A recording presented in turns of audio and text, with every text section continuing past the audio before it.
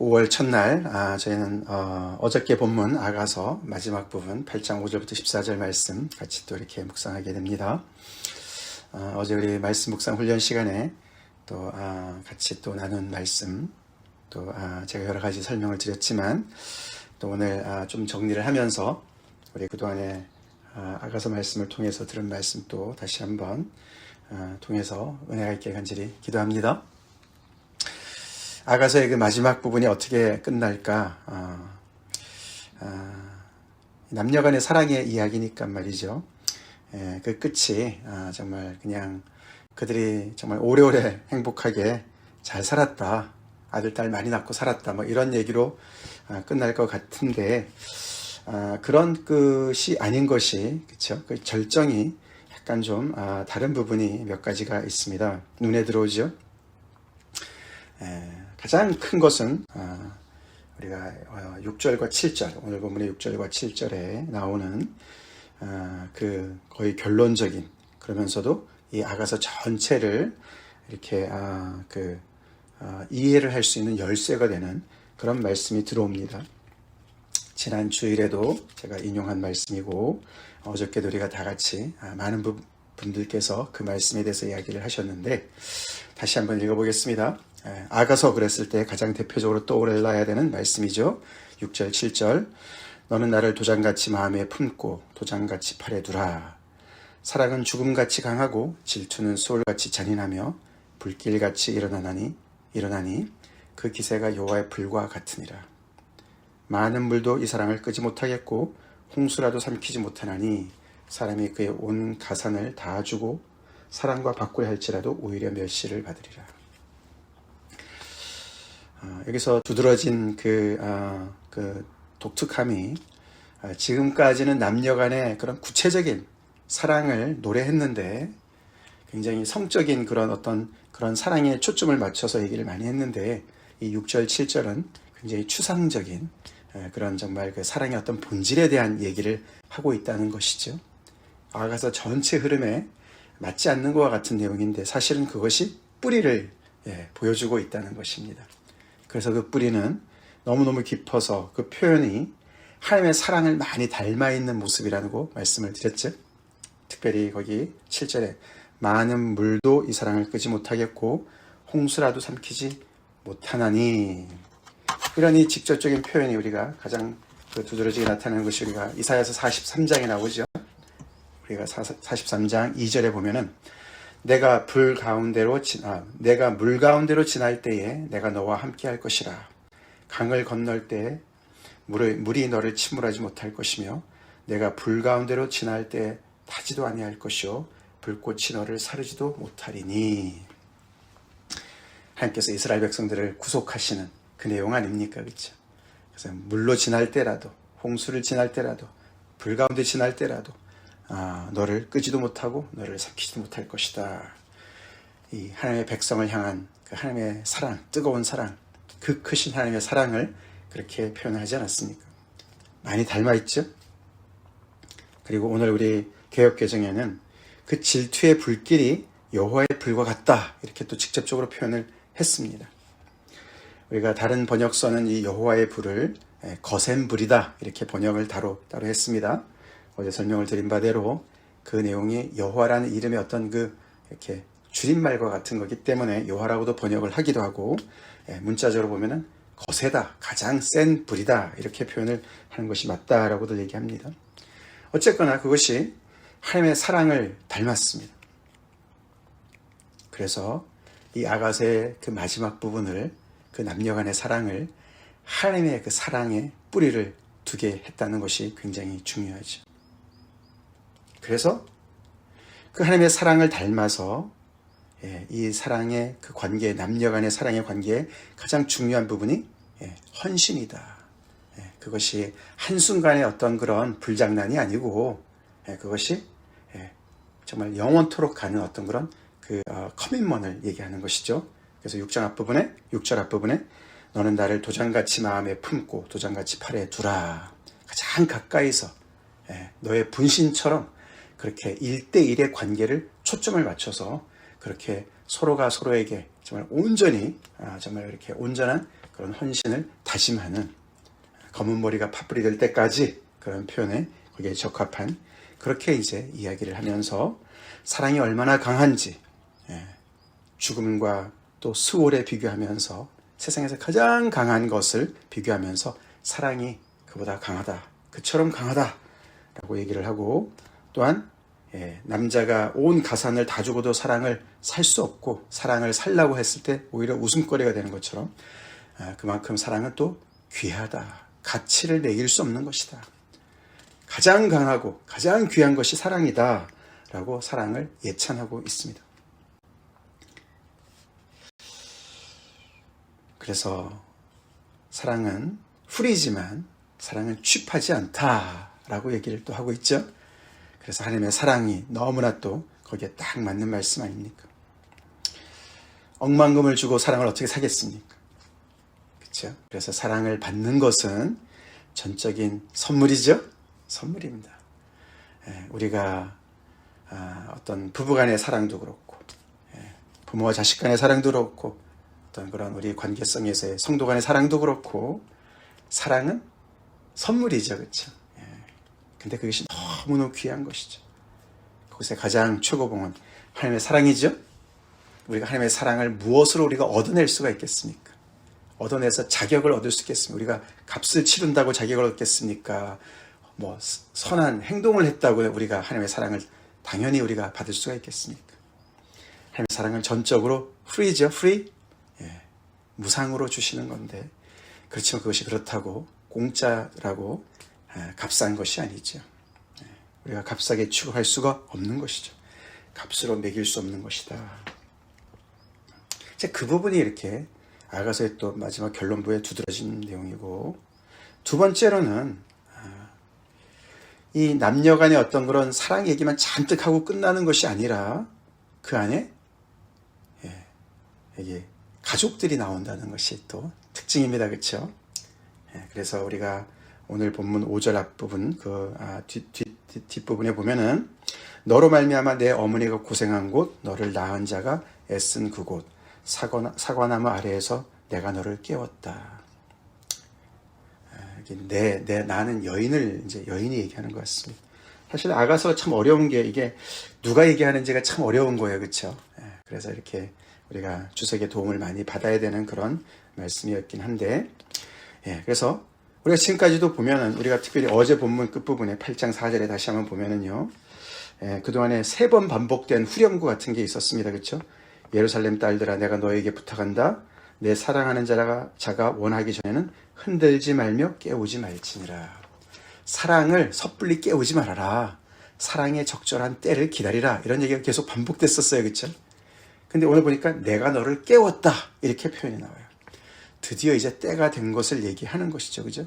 근데 그 깨운 그 장소를 어머니가 고생한 곳, 너를 낳은 자가 애쓴 그곳. 그래서 부모님의 어떤 그런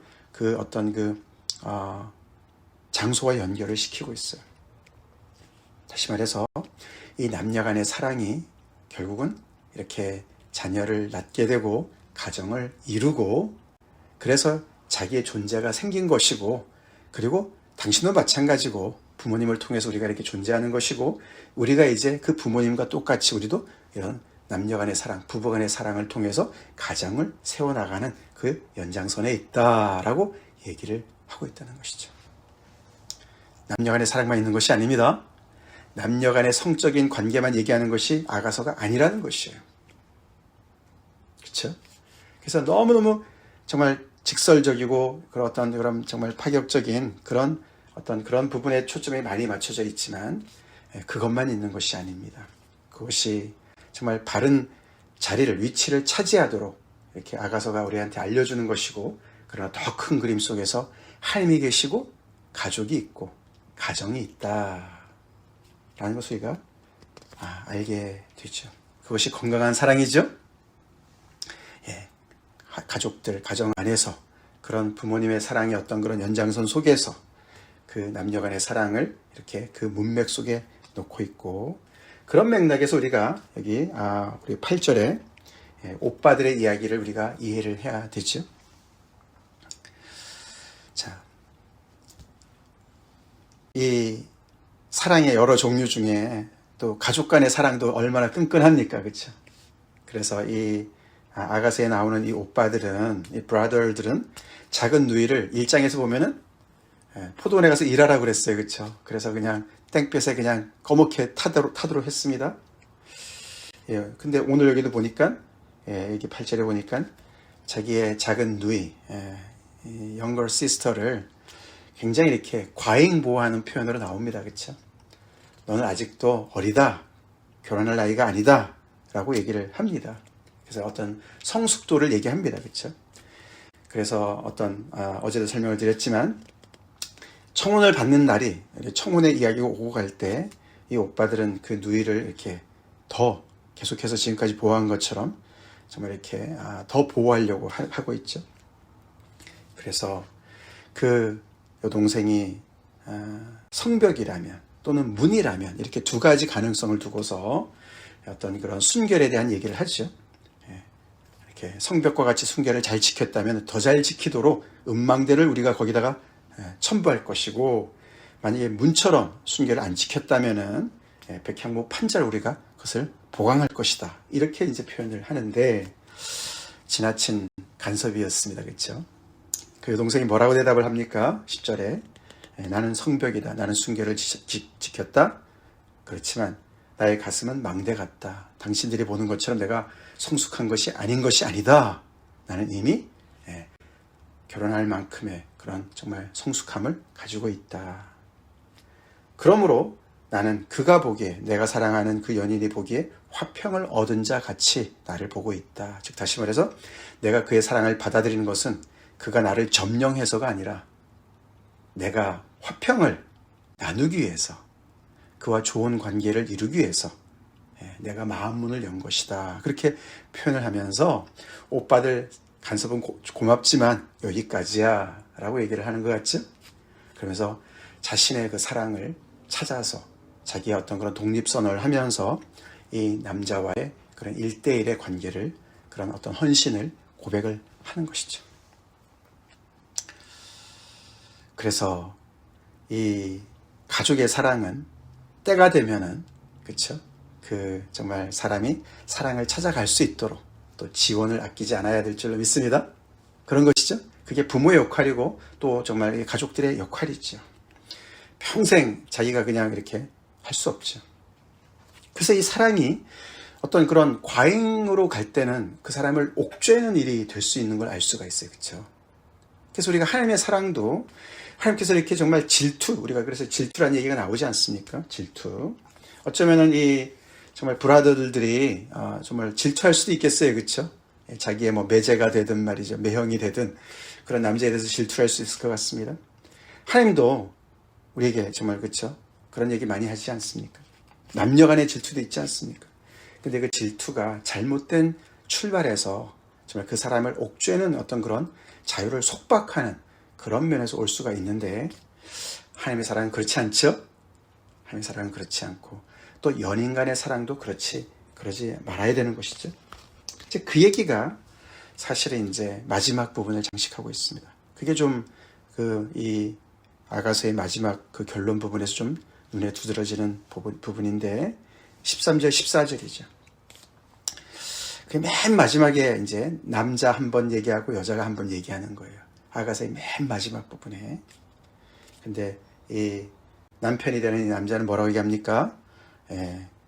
그 자기의 아내인 이 여인이 동산에 거주한다 이렇게 얘기합니다. 너 동산에 거주하는 자야.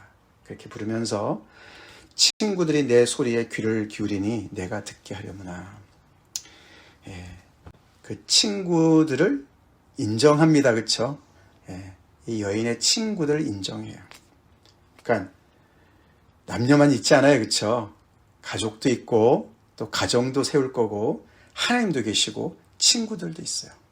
그 친구들이 이 사람의 소리에 귀를 기울여요. 그래서 굉장히 서로가 정말 심금을 나누는 그런 대화를 하는 대화의 대상들이 있는 거예요. 그렇죠? 굉장히 건전하지 않습니까? 그래서 나도 좀 거기에 끼워달라. 나도 너의 소리를 듣게 해달라. 그러니까 너의 소리를 들으려면 좀 우리가 좀 우리 둘만의 시간을 가져야 되는 것이 아니냐, 뭐 이렇게 얘기를 하는 것 같지 않습니까? 그러니까 이 남녀 간의 이런 사랑이 대화를 또 강조하는 걸 볼 수가 있어요. 그렇죠? 그리고 맨 마지막 여자는 뭐라고 얘기합니까? 내 사랑하는 자야, 너는 빨리 달리라. 이 말이 도망을 쳐라 이런 말도 된다 그랬지 않았습니까? 근데 어디로 갑니까? 우리가 앞에 3장에 보면 베데르산이라고 얘기하지 않았습니까? 베데르산. 그렇죠? 그러면서 노루와 같이 또 어린 사슴과 같이 자기를 막 보려고 왔던 그 정말 남자의 그런 모습을 표현하지 않았습니까? 3장에. 근데 향기로운 산 위에 있는 노루와도 같고 어린 사슴과도 같아라. 그러면서 굉장히 그 남자를 이 향기로운 산 위에 자유롭게 뛰어놀고 거니는 어떤 그런 노루와 어린 사슴으로 표현을 하는 거예요. 사랑은 그러니까 속박하는 것이 아니죠. 서로가 서로에게 굉장한 자유의 공간을 허락을 하고, 그러면서 이게 끝이라니까요. 그렇죠? 그러면서 뭔가 새로운 어떤 시작을 보는 것 같지 않습니까? 그 다음에 또 뭐가 나올까? 그래서 이 남녀 간의 사랑이 여기서 그냥 완성이 돼서 끝이다, 다 이루었다, 이게 아니라는 것을 보여준다는 것이고, 그것이 결국에는 어떤 사랑의 속성이죠. 사랑은 ongoing하죠. 계속 진행이 되죠. 그래서 사랑은 영원하다. 근데 인간의 사랑은 죽음의 끝이 안 납니까? 그렇죠? 그래서 우리가 영원한 하나님의 사랑을 그리게 되는 것과 연결을 시키고 있다는 것을 우리가 보게 됩니다.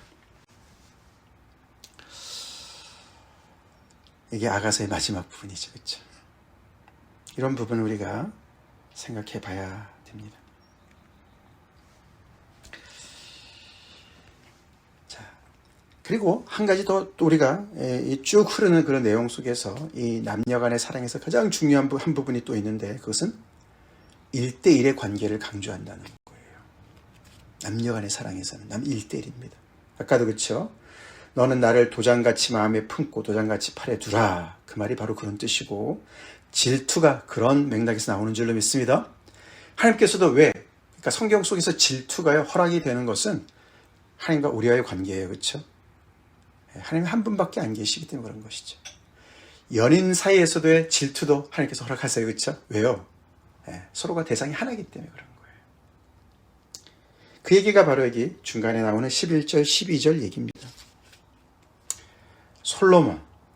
우리가 이게 솔로몬의 아가다 이렇게 시작하지 않았습니까? 그런데 사실 그렇게 이야기하는 솔로몬이 몇 번 나오는데, 직접적으로 얘기가 그 내용이 연결되는 것은 앞에 부분에 한번 3장에 솔로몬의 가마 한번 나오지 않았습니까? 그렇죠? 그래서 굉장히 그냥 강력하고 부자인 어떤 그런 이미지로 솔로몬이 한번 긍정적으로 나왔고, 여기 오늘 마지막 부분에 11절, 12절에 솔로몬이 한번 또 나오는데 여기는 굉장히 부정적으로 나옵니다. 여기 바할하몬에 포도원이 있다. 이것은 이제 결국은 솔로몬의 포도원을 얘기하는 것 같기도 하지만, 사실 이 포도원은 이것은 어떤 여인의 몸을 얘기하는 것이고요. 연인의 어떤 그런 사랑을 나누는 공간으로 얘기를 하는 것이에요. 그래서 이 솔로몬의 어떤 그런 그 여인의 어떤 그런 그것을 얘기하는 겁니다. 부인들을 얘기하는 거예요. 근데 그것을 지키는 자들한테 맡겨뒀다 그랬어요. 이 부인들이 하도 많아가지고 말이죠. 관리가 혼자 할 수 없어요. 그래서 맡겨뒀어요. 근데 그 안에 뭐 무슨 은이 1000개니 막 이런 얘기 나오지 않습니까? 뭐 200개는 뭐 누가 갖고 뭐 이런 얘기 하지 않습니까? 아니, 맡겨뒀으니까 그 사람들한테 뭘 줘야 되잖아요. 그렇죠? 이게 정확히 무슨 뜻인지 잘 모르지만, 하여튼 간에 솔로몬은 일부 다처제의 아주 표상인 거예요. 솔로몬 그것 때문에 망했습니다. 그렇죠? 후궁이 700명에 첩이 뭐 300명에 뭐 그러지 않았습니까? 그게 이제 은 1000개로 상징을 하는 것인데, 거기에 반해서 여기 끝에 그렇죠? 내게 속한 내 포도원은 내 앞에 있다. 1대1을 얘기하는 거예요. 솔로몬 뭐 대단한 왕이라서 말이죠. 그렇게 엄청난 여인을 거느린 것, 그것과 이 필부의 사랑, 보통의 평범한 사람의 사랑을 비교하는 거예요. 그래서 보통의 사람이지만 정말 서로가 서로에게 전부를 다 주는, 헌신하는 그런 정말 일부일처의 한 남자와 한 여자의 하나님의 원래 창조의 질서에 아담과 하와라고 우리가 창세기 1장 2장의 대표가 되는 그것을 고백하면서 그것을 더 정말 기뻐하고 자랑하고 온전히 누리는 것을 얘기하고 있습니다. 그것이 남녀간의 사랑의 가장 핵심이다라고 말하는 것과 마찬가지라는 것이죠. 오늘날에 우리가 세상에 남녀간의 사랑 많이 비뚤어져 있죠? 그 비뚤어진 것이 교회 안에도 얼마나 많이 들어와 있습니까?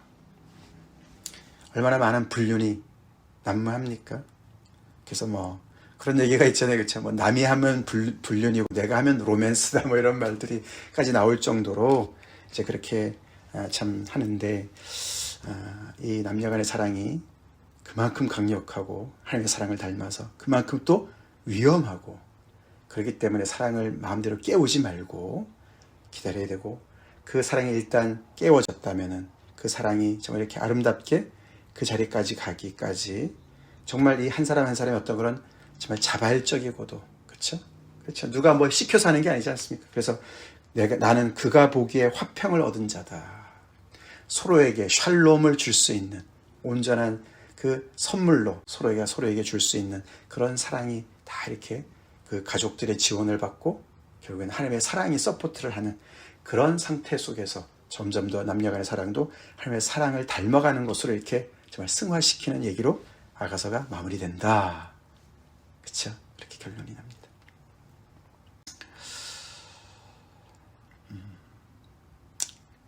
그래서 우리 이런 건강한 사랑을 해야 되고 또 우리 특별히 자녀들 또 이렇게 결혼 정년기에 있거나 또 우리 어린 자녀들 또 그런 사랑을 할 수 있도록 우리가 더욱더 우리 옆에서 지원합시다. 기도합시다. 지난주 말씀처럼 부부간의 사랑만 있는 것이 아닙니다. 그래서 우리 주변의 많은 관계성 속에서도 이런 그 사랑의 그 본질을 따라서 뿌리를 우리가 따라서 우리가 그런 사랑을 합시다. 더 나아가서는 이렇게 우리를 사랑하시는 하나님의 사랑에 우리가 다시 한번 감사합시다. 감사합시다. 우리 전부를 들여서 그걸 살 수 없어요. 살 수 없어요. 그런데 하나님께서 100% 우리에게 주십니다. 아멘이시죠? 마치 세상에 나밖에 없는 것처럼 하나님께서 우리 한 사람 한 사람을 그렇게 이름을 지명하여 부르시고 너는 내 것이야 우리를 불러내셨습니다. 그리고 물 가운데 지날 때도 불 가운데 지날 때도 우리를 지켜주시고 우리를 정말 보호하시고 하나님의 그 사랑이 온전히 정말 이루어질 때까지 우리를 떠나지 아니하시고 그 사랑을 받고 있는 존재들입니다. 아멘. 받고 있는 존재들입니다. 하나님이 우리를 그렇게 질투하시면서 사랑하시니까 우리도 그런 질투하는 사랑으로 하나님만을 사랑하고 그런 우리를 정말 막아설 자가 없다. 우리 어저께 우리 로마서 말씀 읽었지만 그 말씀으로 우리 오늘 이 말씀을 결론 내리겠습니다. 우리 로마서 8장 38, 39절 내가 확신하노니 사망이나 생명이나 천사들이나 권세자들이나 현재일이나 장래일이나 능력이나 높음이나 깊음이나 다른 어떤 피조물이라도 우리를 우리 주 그리스도 예수 안에 있는 하나님의 사랑에서 끊을 수 없으리라. 아멘. 이렇게 하나님의 질투하시는 사랑으로 우리를 사랑하시는데 그 무엇이 그 사랑을 끊겠습니까? 하나님께서 그런 질투하시는 사랑으로 아들 예수를 우리에게 보내주셨습니다.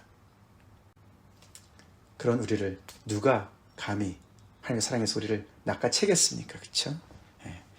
우리를 대적할 자가 없다.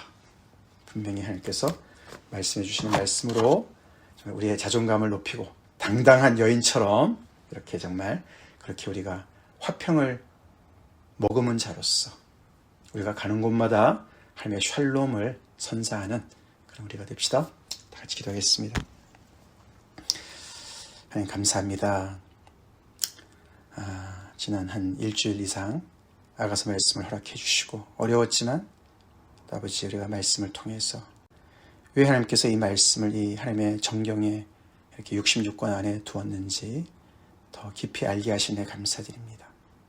특별히 이 남녀간의 사랑의 그 뿌리가 하나님의 사랑이고 그래서 아버지 하나님의 사랑을 더 깊이 다시 한번 묵상하게 하시니 감사드리고, 그 하나님의 사랑에서 파생된 아버지 부부, 정말 부모와 자식 간의 사랑, 또 부부 간의 사랑, 또 친구들 간의 사랑, 더 나아가서는 정말 그리스도의 사랑으로 인한 모든 또 성도 간의 사랑, 하나님께서 세상을 이처럼 사랑하시는 그 사랑을 더 정말 폭넓게 또 아버지 이렇게 배우게 하시고 또 묵상하게 하시는 애 감사합니다. 주님, 하나님의 이 말씀을 통해서 무엇보다도 또 교회 안에 있는 모든 가정이 더 든든히 사랑 안에서 세워지길 간절히 기도하고, 부부들의 그 사랑이 더 정말 새로워지길 간절히 기도하고, 아버지 또 우리 자라는 우리 자녀들과 또 우리 청년들, 아버지 세상의 그런 문란한 아버지 하나님의 사랑에 비뚤어진 사랑의 개념을 배우지 말게 도와주시고, 온전한 하나님의 말씀을 잘 받고 이들이 이렇게 잘 정말 아버지 사랑에 잘 성장해 나가는 그런 축복을 누리게 도와주시고, 또 교회가 그런 역할을 감당할 수 있도록 도와주시옵소서. 다시 한번 하나님의 이 정말 아버지 엄청난 이 강력한 사랑, 정말 돈으로 값으로 매길 수 없는 이 놀라운 사랑 우리에게 부어주시는 그 놀라운 은혜에 감사드리고, 그 사랑에 우리가 오늘도 아버지 정말 자신감을 가지고 당당함을 가지고 주님 정말 아버지 하나님의 놀라운 사랑을 또 누리며 전하는 우리의 인생 되게 하여 주시옵소서. 교회가 되게 하여 주시옵소서. 예수님 이름 받들어 간절히 기도 올려옵나이다. 아멘.